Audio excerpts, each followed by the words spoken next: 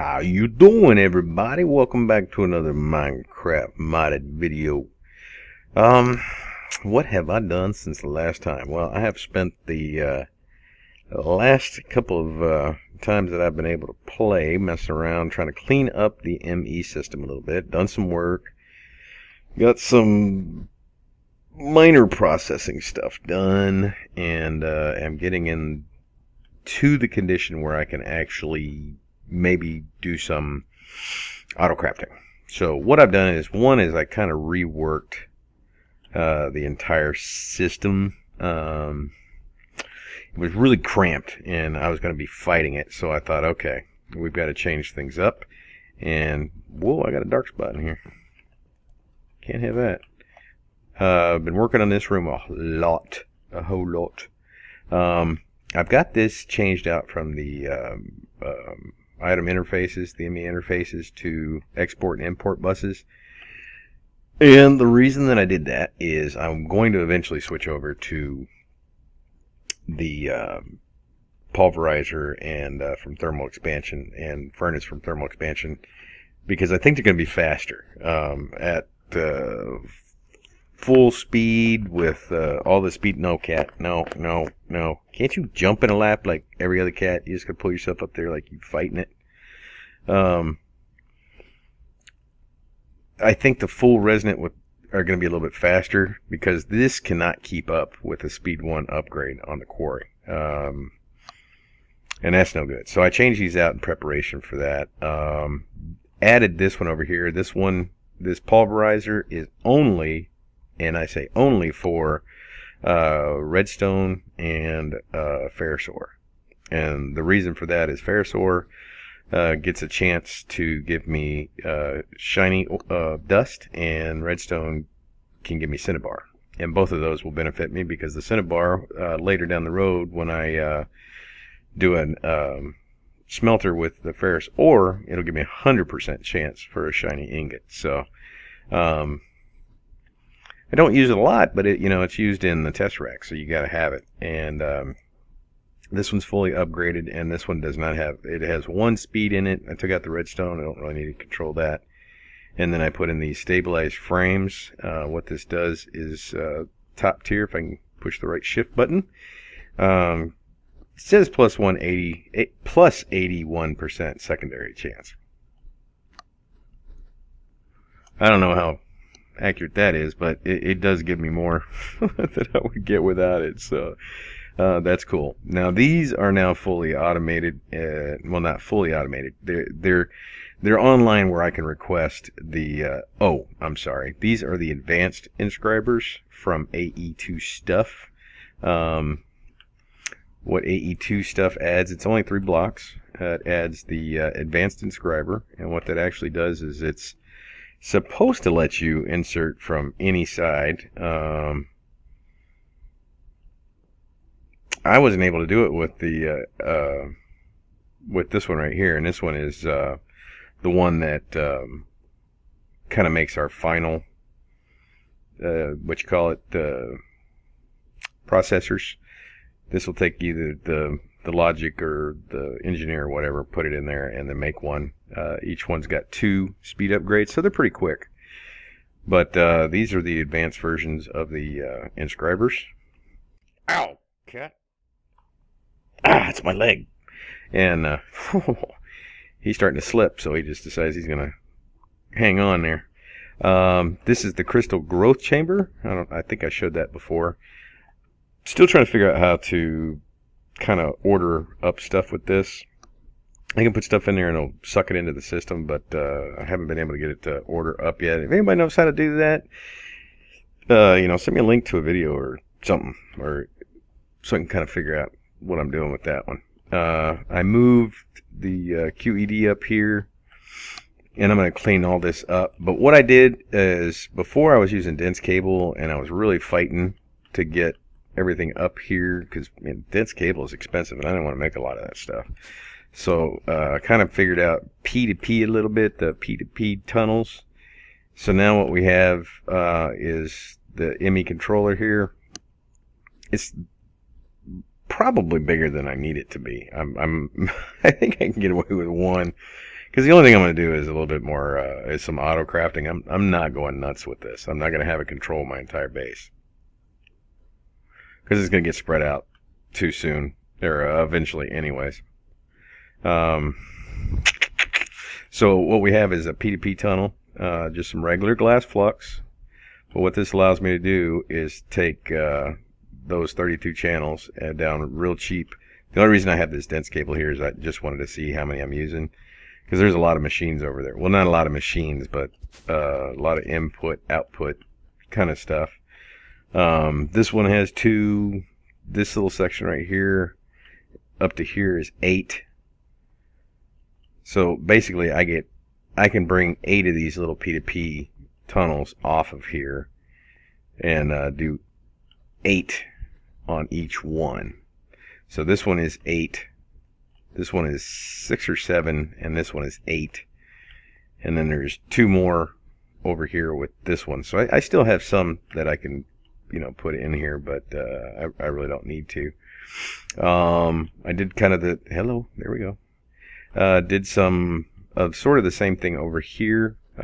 Came because I couldn't get all these barrels online because I didn't have enough channels.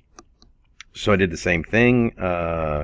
So it comes up and it puts 4, I think there's 4, 5, 6 on this P2P, and then 6, 7 on another P2P, and then 3 on this one. So they're it just made it a lot easier to be able to. It'd just be simpler if they would just go back the old way, where you could just slap it all on there and it would all freaking work. But I did manage to get it all to work, and I was able to use the much cheaper cable, so I didn't have to fight. Because I mean, I've got a lot of Certus quartz, but that looks like a lot. But when you start breaking it apart and making Flux crystal, and then you got to turn that into dust, and then you got to turn that into pure Flux, and then you got to get charged Certus, and then you got to get pure Certus. That number starts breaking apart real quick. So I didn't want to have to do too much. This back here is an export bus, just getting rid of stuff that I don't use. I never use limestone marble because marble is bleh when it's by itself, and when you chisel it, it turns gray. This kind of ugly gray, at least in the default texture pack. So, and then I had like 10,000 grass from a quarry, so gonna get rid of that. And then we're just gonna close this all back up. So what I'm gonna do now, so that looks pretty good. What I'm gonna do now, what happened to all my stone covers? Tell me I didn't toss all those.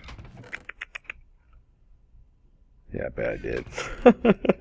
I always fight for inventory. I'm going to go clean this up, and then what I want to do is try to get at least some very basic actual auto crafting online. Something, at least do some of the minor stuff that I find I'm doing a lot, like pistons and stuff like that. Wood planks, just little minor stuff that are, when I'm doing other recipes, I'm constantly running out of. So I am going to try to figure that out, make some molecular chambers, try to figure out a good design, and what I'm going to do for the crafting processor. And we'll be back in just 1 second.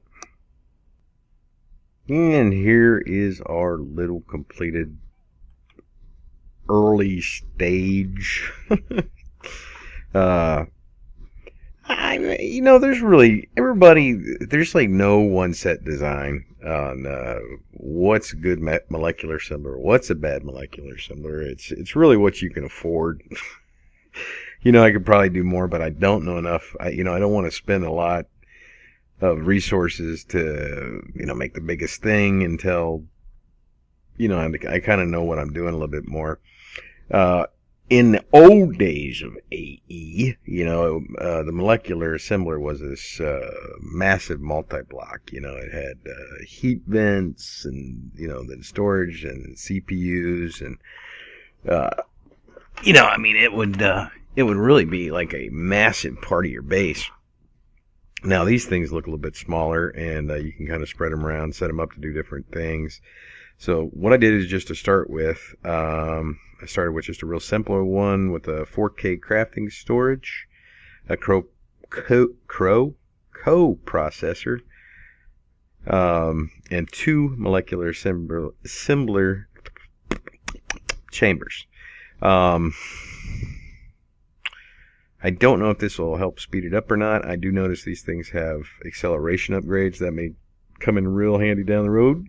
You know, get the job done quicker. I haven't added too many. Which one has them in there? Oh, this one does. Okay. I haven't added too much in there. You know, of course, I added a pattern for a pattern. And then I wanted to kind of start messing around with these solars, because I'd really like to get up to where I could do some solars, but it's going to be, it's going to require, to get it all auto-crafted, it's going to require getting into adding some machines that will do some on-demand type, well, my headset is just falling off my head here. Do some on-demand kind of crafting. So yeah, I'm nowhere near that point yet. I'll have to. It's gonna require adding a lot of machines, which I plan to do down the road, but not today, because I'm gonna have to add furnaces and pulverizers and alloy smelters and all kinds of other yada yada.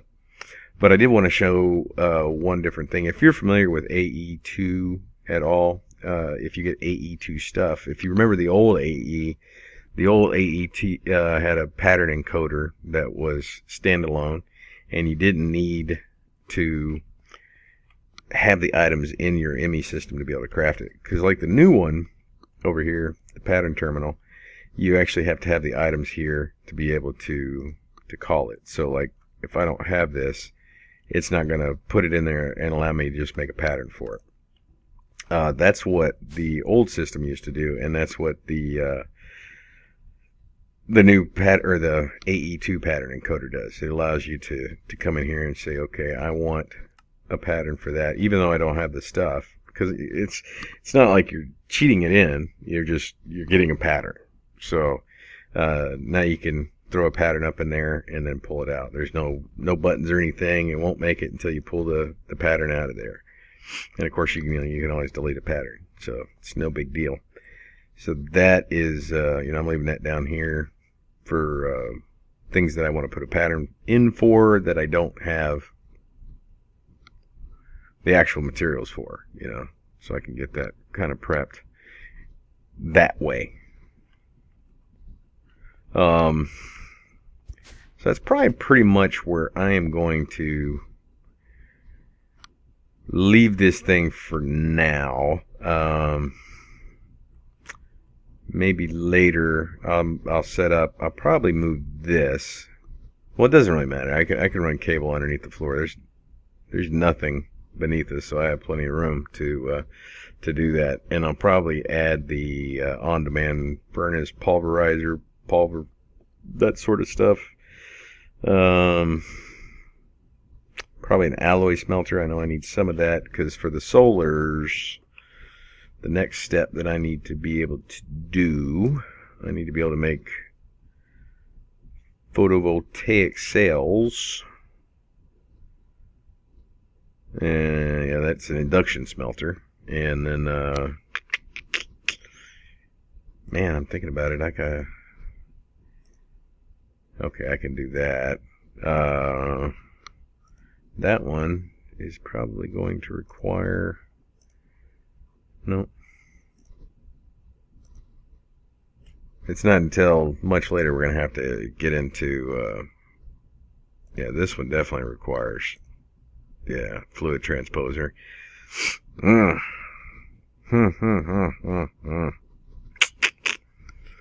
it's going to take a bit to...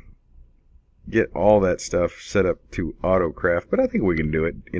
As we get materials, we can make sure we do that. But the next project that I have got to get to is automating the doing something with all the pigment drops down here. I just cleaned it out not too long ago. This thing was completely full, which is no big deal. It's just, but I lose stuff if I don't do something with it, because this has got a filter on it, and once this is full, everything's just going to go straight into the trash, and we don't want that. So I think what I am going to do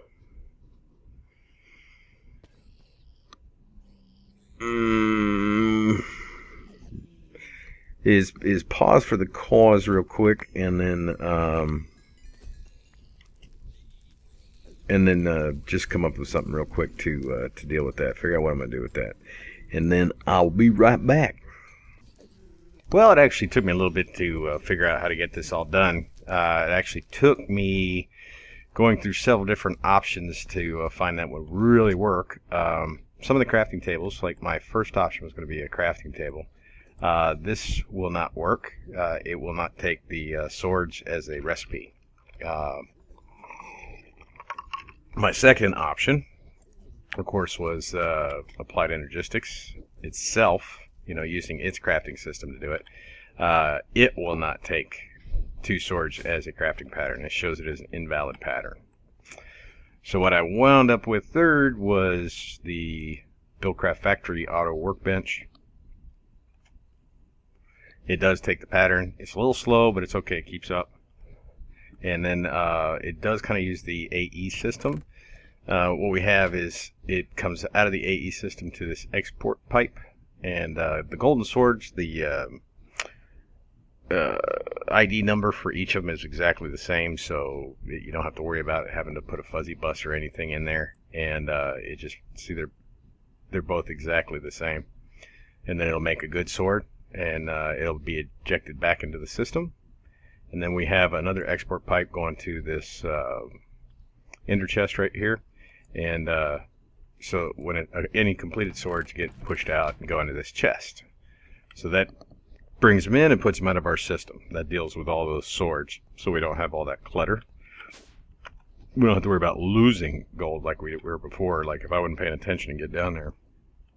And then it comes down to our smelter, and from this chest, it's piped out. They get smelted down, made into ingots, and then dumped into this chest. Now I could just put another blue chest here, which is our all blue ender chest, which is kind of the input into the system. Anything that goes into that chest gets sucked into our ME storage system. But I'm fine with it going in here. This way I can, specifically use it for turning into diamonds with the flawless calculator. Now this part I can't automate because it's a little handheld item. And you just spread your gold out in there, and it makes you a stack of diamonds, or a diamond, 4 gold, 1 diamond. So every 2 swords that goes in is a diamond, basically. So we're getting pretty good on diamonds. Why am I jumping there? Gotta go over here. If we look at our diamonds now, and that's just from me doing this, we're over 1,400, and that's from manually doing it. And now I can just wait until this number gets real high, go make a quick stack of diamonds. 4 stacks of gold is a stack of diamonds, so that works out. Plus, and I don't have to touch my gold over here to do that. This gold it's gold. I don't mess with that. That comes from the quarrying and all that jazz, all that stuff. Now I did one last thing before we go, just to show you. I did move the slag and stuff out of here, or the sag mill and alloy smelter. They've now been repurposed over here. They're just making glass for me. Igneous extruder, we're making cobblestone, being ground into sand, sand being cooked into glass, back into our system. And I needed that for solars. They take a lot of glass, a lot of glass. So I've got to build that up quite a bit to be able to make the top tier 6. What else did I do? I also moved gold over to here because it also gives cinnabar, And if you put it over here, it clogs the system up because it will not. This is set up to push over to the furnace, so you can't have something that can't be smelted going into this spot. So that's why I moved that over here. I didn't even know I gave Cinnabar. It's just like, why the hell's my system stopped? So that's why we got it fixed. And I added an inventory module for our tree farm down there, just to kind of see what that we're in a positive, because when I added all these machines, man, it was really tearing into what I had in there. So I was wondering if it was going to tear through the coal, but we're in the positive direction. It's slow, but it's totally positive, where we don't have to worry about it. So that's it for this episode. Next time we'll be back. Not even sure what I want to do just yet. I've got some things that I need to do that I'm always short on, so I should probably make some sort of farms for them. And just little things. And maybe get into some Mariculture. Not totally sure just yet, but I'll figure it out, and you'll find out next time. So I appreciate you coming by, and I will see y'all later.